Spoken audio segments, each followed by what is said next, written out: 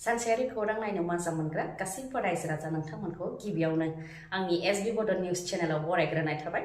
खुलुमबाय, आं सिबि रानि ब्रह्म। बे चेनेलनि गेजेरजों सानफ्रोमबो सानसेयारि खौरांखौ फोसावनाय जायो।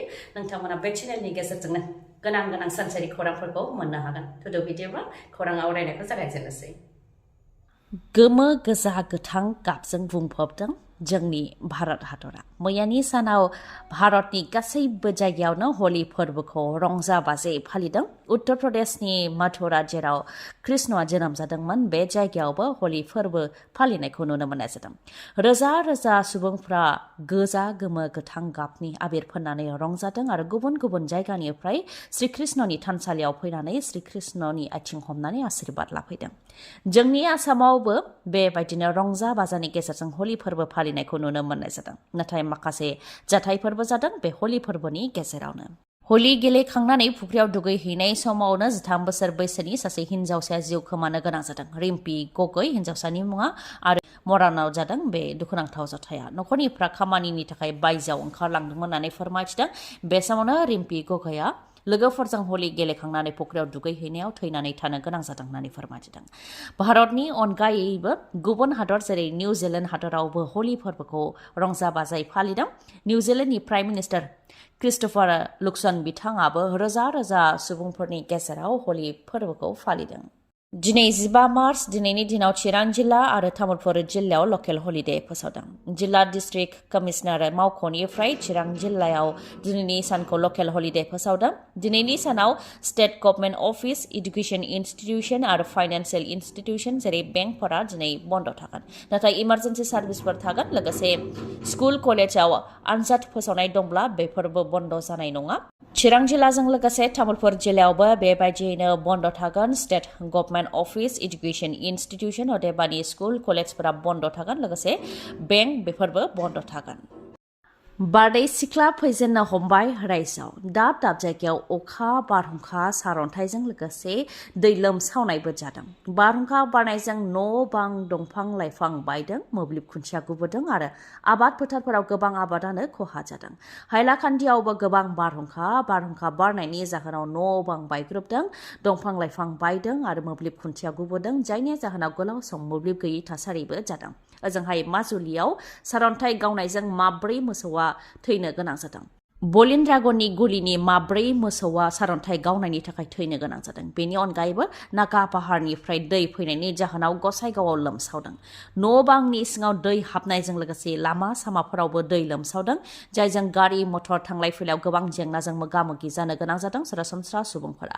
ओजोंहाय न' बांनि सिङाव दै हाबनायनि जाहोनाव गोबां सुबुंफ्रानो जानाय लोंनाय आरो लोंनाय दैनि जेंनायाव गोग्लैनो गोनां जादों, बेखौ फोरमायथिदों खैफोदाव गोग्लैनांनाय सुबुंफोरा। बिटिआरनि दैदेनगिरिफ्रा दा गोसोखांला। बिथांमोनहा गोहो मोनबाय आरो रंजागासिनो। सनितपुर आरो बिश्वनाथनि 2 लाख 4 लाख बर' सुबुंफोरखौ मा गोसोखांगोन? बे खोथाखौ आसाम आयेन आफादनि बुंथिगिरि बिस्वजित दैमारिया बुंथिहरदों होननानै फोरमायदों बारग' एनडिएफबिनि लोगो आफादगिरि गपाल राभाया। बिथां गपाल राभाया फोरमायथिदों दि बिथांमोनहा बिस्वजित दैमारिखौ लोगो हमनानै सावरायहैदोंमोन, जायनाखि बिश्वनाथ आरो सनितपुरनि बर' रायजो राजाफोरा ओरै जाया हरै जाया जानानै दङ, बेखौ लानानै सावरायहैदोंमोन, जेराव बिस्वजित दैमारिया बुंहरदों बिटिआरनि दैदेनगिरिफोरा दा नोंसोरखौ गोसोखांला। बिथांमोनहा दा गोहो मोनबाय आरो रंजागासिनो दङ। सनितपुर आरो बिश्वनाथनि 2 लाख 4 लाख बर'फोरखौ मा गोसोखांगोन? बिथांमोनहा दा गोसोखांला आरो रावबो खामानि मावनानै होनाय नंला। बेनिखायनो नोंसोरनो नोंसोरनि खामानिखौ मावनानै आवगायलांनो नांगोन होननानै बिस्वजित दैमारिया रोखायै बुंथिहरदों होननानै फोरमायो गपाल राभाया।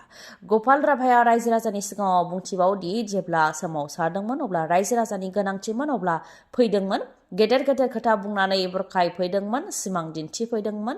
नाथाय दा प्रमद बर'आ बिटिआरनि चिफ जाबाय आरो गोबिन्द बसुमतारिया डिपुटि चिफ जाबाय। बेनिखायनो जोंखौ गोसोखांला आरो जोंनि खामानिखौ रावबो मावला।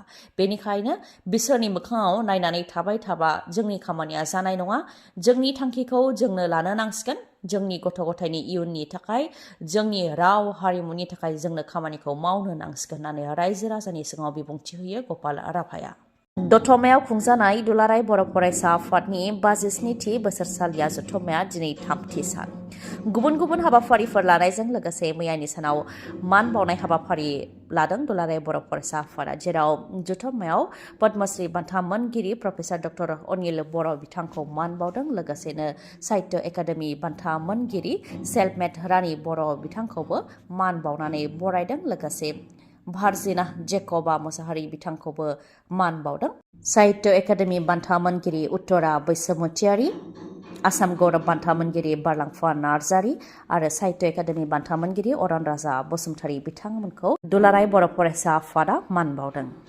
बिजेपिनि थांखिया मा? बिटिसि बिसायख'थिनि थाखाय मा सोलो बाहायगोन गोहोगोरा बिजेपि राजखान्थि दोला? फारसेथिं बिजेपिया बिटिसि बिसायख'थियाव बिटिसिनि मोन 40 बियाबावबो बिजाथि फसंगोन होननानै रोखा खालामदों आरो हारसिङै बिसायख'थि गेलेनायनि थांखि फोसावदों। बेराफारसेथिं हाग्रामा महिलारी आरो प्रमद बर'जों गाज्रि सोमोन्दो लाखिनो सानाखै बिजेपि राजखान्थि दोलोआ। बिटिसि बिसायख'थिनि उनाव जानो गोनां विधानसभा बिसायख'थियाव बिजेपि दोलोआ मदद लानो थाखाय प्रमद बर' आरो हाग्रामा महिलारीनि आखाइखौ एंगारनो गोसो गैया नामा? बिटिसि बिसायख'थिखौ लानानै रायजो बिजेपिनि आफादगिरि दिलीप सयखियानि बिबुंथि। बिजेपिया बिटिसिनि मोन 40 बियाबावबो बिसायख'थि गेलेगोन नाथाय आसामनि गिबि मन्थ्रि डक्टर हेमन्त बिश्व शर्माया फोसावनाय बायदियै प्रमद बर' आरो हाग्रामा महिलारीनि बियाबाव बिजेपिया बिजाथि फसंनाय नङा अदेबानि गेलेनाय नङा होननानै रोखा खालामबाय एमपि दिलीप सयखिया बिथाङा। लोगोसे रोखा खालामबावदों दि बिजेपिया हारसिङैनो बिसायख'थिखौ गेलेगोन नाथाय राजखान्थियाव सोलाय सोल'बो जाबाय थायो। जि थासारि फैगोन बेबायदियै थांखिफोरखौ बिजेपिया लालांबाय थागोन होननानै बुंथियो एमपि दिलीप सयखियाया। बिपिएफखौ लानानैबो बेखौनो बुंथियो दि बिपिएफ दोला एसेम्ब्लियाव फ्लर कर्डिनेसनाव दङ। सोरखारनि खामानिया गुबुन आरो दोलोनि खामानिया गुबुन। गासै दोलोआ जिरायनानै जुदि हाग्रामा महिलारीखौ लाबोफिननांगौ होननानै थांखि लायोबा बेनि सायाव उनाव साननाय जागोन होननानैबो बुंथियो एमपि दिलीप सयखियाया। राम रायजो खालामनायनि थांखि प्रमद बर'नि सुबुंफोरा जाहाथे माबा मोनसे हास्थायोब्ला मोननो हायो बेबायदि राम रायजो खालामनायनि थांखि प्रमद बर'नि। गोजोन रैखाथि सोलायनाय बे मोन्थोरखौ लानानै आगान सुरदों बिटिसिनि गाहाय प्रमद बर' बिथाङा। बिटिसि बिसायख'थिनि अक्ट' फोसावाखैब्लाबो बिसायख'थिनि गुदुं बार बिटिसिनि राजखान्थिनि फोथाराव सान हर दोलोनि खामानि मावदों प्रमद बर'आ। जायगा जायगा जयनिं हाबाफारि खुंनायाव मुखुब इउपिपिएल दोला। प्रमद बर'नि नुजाथिनायाव गुबुन गुबुन राजखान्थि दोलोनि सोद्रोमाफोरजों लोगोसे एबसु आरो आसुनि दैदेनगिरिफ्राबो इउपिपिएल दोलोआव हाबदों। गोजोन रैखाथि आरो सोलायनाया जाहाथे जोबनानै थाङा बेनिखायनो खामानि मावनाया गोनांथि होननानै बुंथियो। बे 4 बोसोराव खेबथाम प्राइम मिनिस्टार खेबबा नखर मन्त्रि अमित शाह फैनाया माब्लाबाबो जाफेराखैमोन होननानै बुंथियो प्रमद बर'आ। नाथाय बिटिसिनि गेदेर सोलायनायखौ बिपिएफनि माखासे दैदेनगिरिफ्रा गोसोम ससमा हमनानै नुवाखै नाथाय रायजो राजाफ्रा नुदों होननानैबो बुंथियो। इउपिपिएलआ मोन 40 बियाबनि 3200 बुथआव खामानि मावगासिनो दं होननानैबो बुंथियो प्रमद बर'आ। लोगोसे बिटिसिखौ राम रायजो खालामनो थांखि होननानैबो बुंथियो।